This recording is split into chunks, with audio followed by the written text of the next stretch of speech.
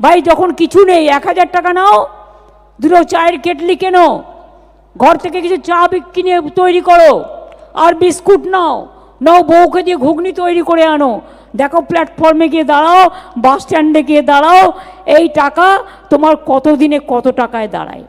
আমাদের রাজ্যের মুখ্যমন্ত্রীর মুখনিসৃত বাণী শুনলেন।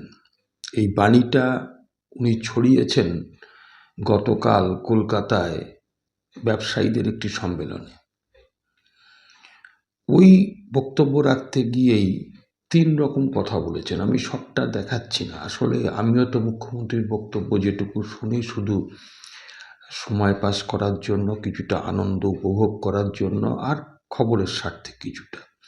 আমি শুধু যেটুকু প্রয়োজন আপনাদের দেখালাম। তবে বলে রাখি, মুখ্যমন্ত্রী ওই ভিডিওতেই বলেছেন যে পশ্চিমবঙ্গে চাকরি বাকরির নাকি ব্যাপক উন্নতি হচ্ছে। 40% যেটা চাকরি ছিল সেটা 60% পৌঁছে গেছে, এবং এখানে যে ব্যবসা বাণিজ্যের পরিস্থিতি এত ভালো যে এটা এখন বর্তমানে উত্তর পূর্ব ভারতের গেটওয়ে হয়ে গেছে। পশ্চিমবাংলা ব্যবসার চরম উন্নতি হচ্ছে।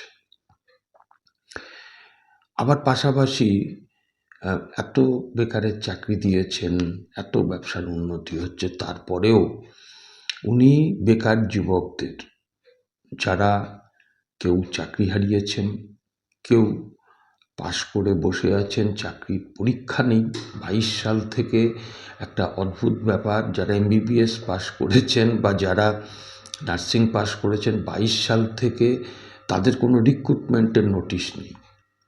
আর অন্যান্য জায়গায় যা হচ্ছে সব কন্ট্রাকচুয়াল।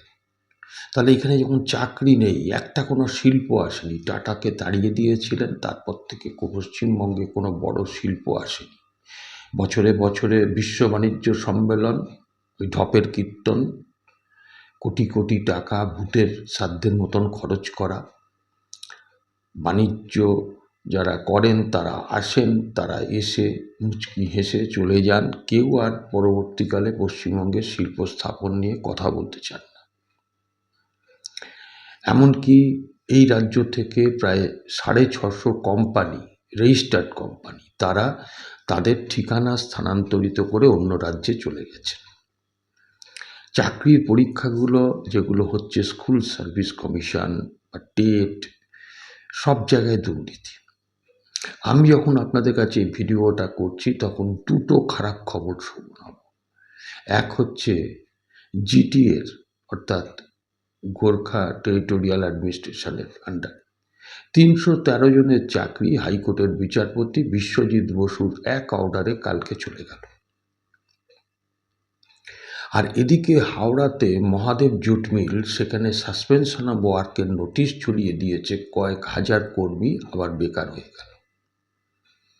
আর মুখ্যমন্ত্রী, মানে আমি তো আমার কথা বলতে পারি, আপনাদের কারোর কথা বা ওনার কথা বলতে পারি না।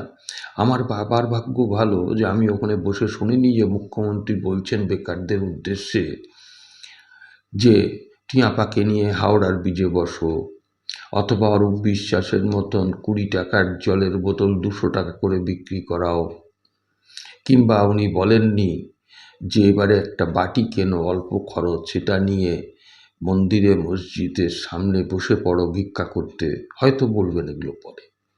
সেদিকেই যাচ্ছে এগিয়ে বাংলা। তো আজকে কোনো কিছু না, শিল্প না, এখানে নতুন করে সুষ্ঠুভাবে কোনো কর্মসংস্থান, কোনো কিছু হচ্ছে না। বেকারের লাইন দীর্ঘ থেকে দীর্ঘ হচ্ছে। আমি শুধু আজকে এই জায়গাটাকেই কনসেন্ট্রেট করে বলি যে আজকে মুখ্যমন্ত্রীর সঙ্গে ওই এটুলির মতন এখন লেগে থাকেন, যিনি হচ্ছেন ভারতবর্ষের প্রাক্তন ক্রিকেটার সৌরভ গাঙ্গুলি। আমি তাকে খুব শ্রদ্ধা করতাম, কিন্তু তিনি শালবনীতে গিয়ে, এই মার্ক করবেন, স্পেনে গিয়ে শালবনীতে কারখানা করার একটা ঢপ মেরে এলেন, যেটা আজ পর্যন্ত বাস্তবায়িত হলো না। নির্লজ্জের মতন তবু বাণিজ্য সম্মেলনগুলোতে থাকেন, দেখে আমার ঘৃণা হয়। তো আমি বলছি পরিষ্কার কথা, আমি হেয়ালি বুঝি না।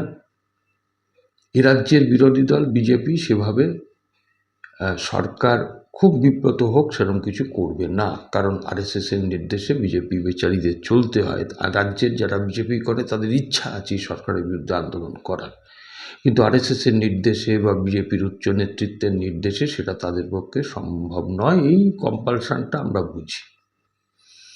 পাশাপাশি বামেদের কিন্তু বাংলা বাঁচাও যাত্রা, যেটা শুরু হয়েছিল কুচবিহার থেকে, গতকাল সেটা শেষ হয়েছে কামারহাটিতে।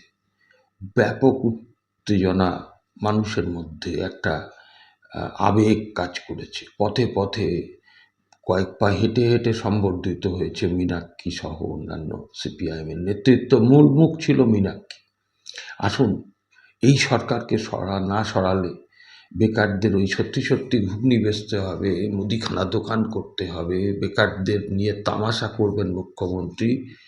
তাই যত খারাপই হোক, 34 বছরে বাম শাসনের আমলেও কিন্তু হলদিয়া পেট্রোকেম, সল্টলেক ইলেকট্রনিক্স সহ বিভিন্ন কারখানা হয়েছে, মানুষের কর্মসংস্থান হয়েছে। সেই বামপন্থীরা ক্ষমতায় আসার লক্ষ্য তো অবশ্যই, কিন্তু এবারেই কতটা হবে জানি না। অন্তত বিধানসভায় ঢোকার মতন পরিস্থিতি তৈরি হয়েছে, মানুষ বিকল্প খুঁজছে। আসুন, এই ভিডিওর শেষে আমি আপনাদেরকে ওই খণ্ডাংশ দেখাবো যে মতুয়ারাও নেমে গেছে নাকাড়া নিয়ে এই বাংলা বাঁচাও যাত্রাতে। অগণিত মানুষের সঙ্গে মতুয়ারাও আছে, সাধারণ মানুষের ঢল নেমেছে। মীনাক্ষী মুখার্জির বক্তব্যে তিল ধারণের জায়গা নেই। আজকে আসুন সেইটা দেখতে দেখতে আপনাদের মতামত অবশ্যই জানাবেন, এবং চ্যানেলটাকে ভালো লাগলে সাবস্ক্রাইব করবেন। এটুকু বলেই আপনাদের প্রত্যেককে প্রণাম, ভালোবাসা জানিয়ে আজকের মতন ভিডিও শেষ করছি। নমস্কার। ভারতের কমিউনিস্ট পার্টি মার্কসবাদী জিন্দাবাদ।